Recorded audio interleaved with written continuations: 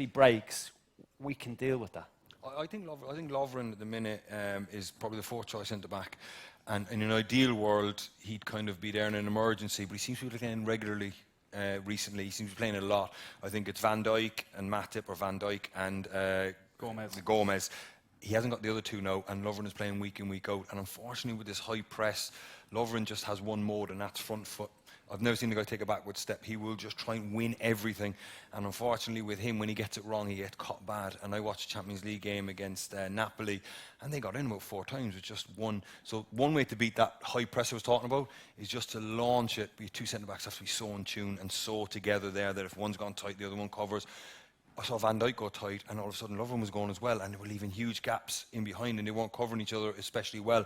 And I think he's been overused. He's a Carabao Cup or an early round FA Cup or a Watford away in the Premier League type guy to give someone a breather. It's not disrespect him, he's a very, very good player, don't get me wrong, but he's playing in big games now that he wouldn't have ordinarily thought he should be playing in because of the injury situation. It almost feels, Keith, when you're watching Liverpool, it's like some sort of human version of pinball, that the ball just keeps getting pinged back again and again and again. And you watch that against Tottenham where they clear it, Fabinho would pick the ball up, he'd give it to one of the wing-backs, they'd smack it in, it'd come out, he'd pick it up again, and it's just repetition, and eventually they break them down and they get their goal. And like, they're playing so many teams who sit back and defend, and it worked as well at the weekend against Aston Villa.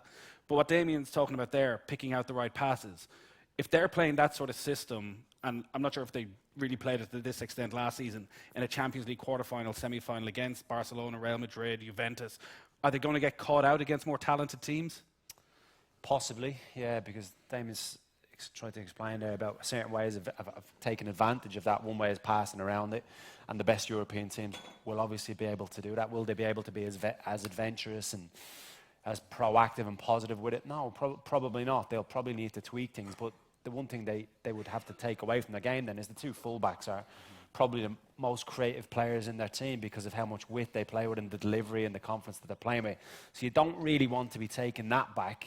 So the one that you have to get the shackles on a little bit is probably Fabinho, but he's outstanding at winning the ball back and screening and covering and dropping into areas if someone like Lovren does get caught out a little bit. But it's a risk, isn't it? I think a good way to look at this, when you spoke earlier about teams bringing in young players, it's a young man's game now. You know, I mean, all these guys are 21, 22 years of age, and when these full-backs are pushed in, the midfield players are pushed in, and the ball turns over and you go full press, if they beat the press with one pass, the centre-back's job then all of a sudden is slow this down.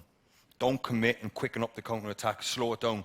Because if you've got serious legs at full-back and you're 2'8" and you're 6, they're coming.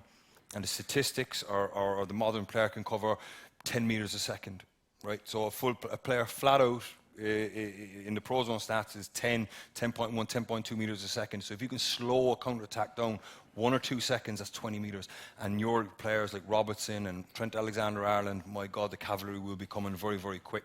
So when they do beat the press, the centre-back's job or the sixth job isn't to go, oh my God, they beat the press, panic, make another bad decision, and now all of a sudden no one's getting back.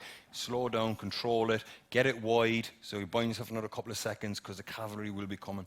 I think it's just really keen to hear these things. I think that's what Van Dyke does. He almost slows down fast things that are happening, and he's buying time. That's what it is, because the cavalry's coming. Yeah, it's amazing. Because now you've described. I'll use it now, but I'll give you a bit of credit.